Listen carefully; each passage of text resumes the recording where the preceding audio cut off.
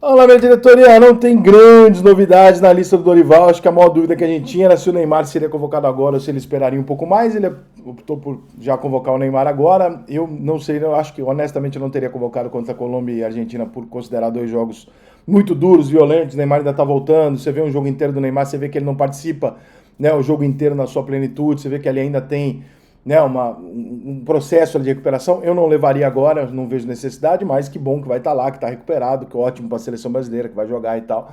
Para a seleção brasileira ajuda uma barbaridade. O Neymar precisa de uma bola para resolver o jogo e os outros jogadores da seleção brasileira, talvez com 3 ou 4, não resolvam. Esse é o que tem acontecido nos últimos anos. Então, maravilha que ele vai estar lá. Eu não teria corrido risco, mas é isso. Cara, goleiros, Alisson, Bento e Ederson, é o que vinha sendo convocado, não tem novidade. Defensores, temos aqui uma polêmica, porque nós temos o Gabriel Magalhães, nós temos o Léo Ortiz, o Marquinhos e o Murilo, que formam 4 zagueiros. Nós temos o Wanderson e o Wesley, que são 2 laterais direitos. E aí nós temos o Arana e um outro lateral, que é o Danilo, que agora me parece ter sido convocado como lateral esquerdo na seleção brasileira. Eu juro, eu não tenho nada contra o Danilo, cara. Eu acho ele muito bom jogador e tal, mas assim, eu não entendo como é que um cara é lateral, capitão da seleção brasileira por algum tempo, sem ser lateral titular no time dele, jogando do outro lado, ou de zagueiro. De repente, esse cara muda pra lateral. Aí ele vira zagueiro. Aí o que vai? Ou seja, o Dorival Júnior, ele assiste futebol com uma IPTV com delay de um ano. Porque ele está convocando o Danilo por um ano atrás. Ele convocou um ano atrás quando ele era lateral direito, ele convocou, ele já é lateral esquerdo. Aí agora que ele é zagueiro, ele está convocando ele como lateral esquerdo. Talvez, quando o Danilo estiver aposentado, ele convoque o Danilo como zagueiro. Que também não faz sentido nenhum convocar como zagueiro, porque como zagueiro ele não é um dos melhores zagueiros que o Brasil tem. Ele é muito bom jogador, mas ele não é. Então tá lá, o Danilo, pelo jeito, é o Daniel Alves de 2026. É o jogador que não pode sair da seleção brasileira, mesmo se ele não for ser usado, foda-se, se eu precisar, que nem o Tite, por exemplo, levou o Daniel Alves, chegou lá, machucou o lateral. Então entra o Daniel Alves, não, Daniel Alves não. Então por que você levou então, pô? Você não, né? Eu não sei se é o pastor do grupo ali, quem puxa a reza, eu não sei o que é, mas realmente a convocação dele como lateral esquerdo, né? Você precisa perguntar pro Dorival, ele vai sair dessa falando, não, eu tô convocando porque ele é um jogador versátil. Ele pode jogar na direita, na esquerda ou como zagueiro. Como zagueiro você levou 4, né? Você não vai precisar dele. Como lateral direito você levou 2, também não vai precisar dele. Como levou de lateral esquerdo, Dorival? Não quer mentir pra mentiroso, Dorival? Porra, Dorival. Só tinha aqui, ó, Dorival. Tu levou o Danilo de lateral esquerdo, mas tudo bem, já entendi que o Danilo é o tchutchuco, não pode sair de jeito nenhum. Se faltar um meio atacante, Danilo. Se faltar um goleiro, Danilo. É tudo Danilo. Meio campista, André, do Wolverhampton, Bruno Guimarães do Newcastle, Gerson do Flamengo, Joelinton do Newcastle, Matheus Cunha do Wolverhampton, Neymar do Santos. Não vou fazer de novo aquele discurso aqui, né? Você já sabe o que eu acho, né? Bons jogadores e tal, mas é Wolverhampton, Newcastle, dois do Wolverhampton. O meio de campo da seleção brasileira é formado por 2 jogadores do Newcastle e 2 jogadores do Wolverhampton. Caralho! Não, Rica, você é muito implicante. A Premier League tem um nível de enfrentamento altíssimo. Quando eu assisto a Premier League, meus peitinhos ficam entumecidos. Ô Enzo, vai dar meia hora de cu. Pelo amor de Deus, cara. Porra, tá de sacanagem, ô? Wolverhampton e coisa, são bons jogadores, eu não acho eles ruins, não. Mas, porra, tem alguma coisa errada. Não é possível que o futebol brasileiro não consiga encontrar jogadores que estejam numa condição de carreira melhor do que essa, entendeu?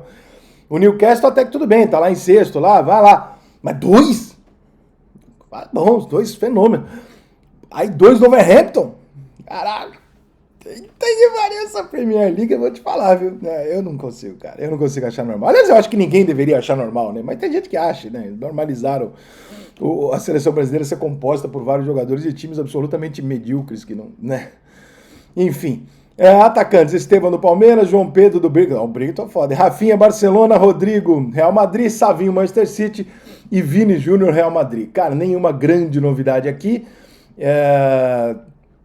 Acho que ele tem algumas outras opções aqui, mas esses caras que ele chamou aqui, ele não deixaria de fora.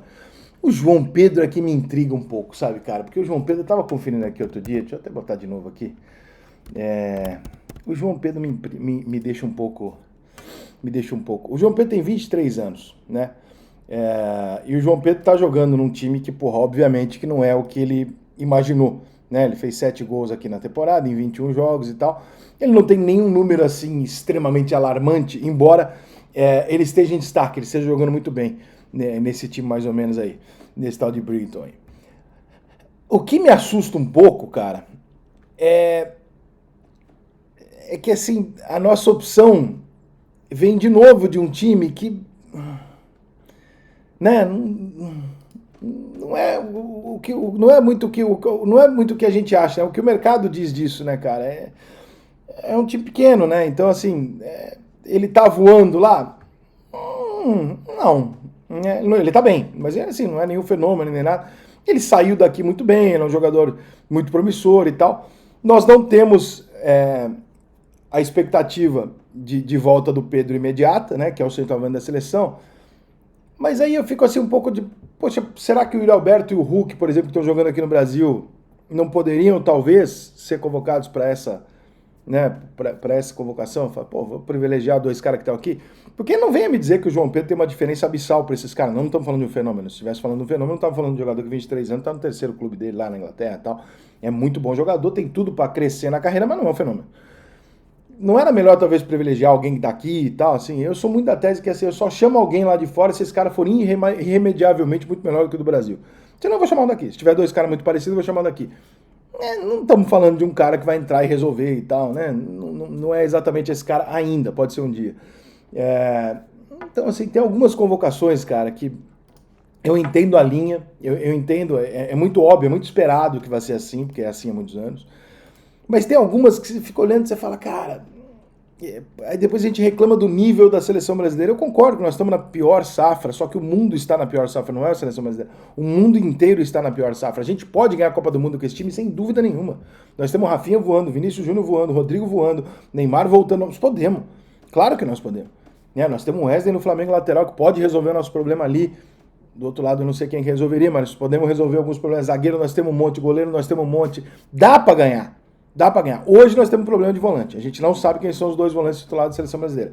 E convocamos aí jogadores que acho que a gente pode discutir, né? Acho que o Bruno Guimarães, por exemplo, é um jogador que eu gosto muito, mas que ele já teve 1000 testes na seleção. É como você chamar o Gabriel Jesus. Cara, eu já te dei 600 oportunidades. Você nunca conseguiu me entregar. Por que não vamos tentar outro cara? Né? Por que não? Não é nada contra você, não, mas por que não vamos tentar outro cara? Porque você nunca pegou essa posição e garantiu para você. Então, assim, a convocação é uma dose grande demais do mesmo. Não dá para esperar do Dorival muita ousadia, porque ele não é um técnico ousado de campo, não vai ser fora dele. Né? O Oswaldo é um mais do mesmo também como treinador de maneira geral. Então, é isso. Uma convocação que passa e ninguém nem discute muito, porque todo mundo já esperava meio que por isso. Então,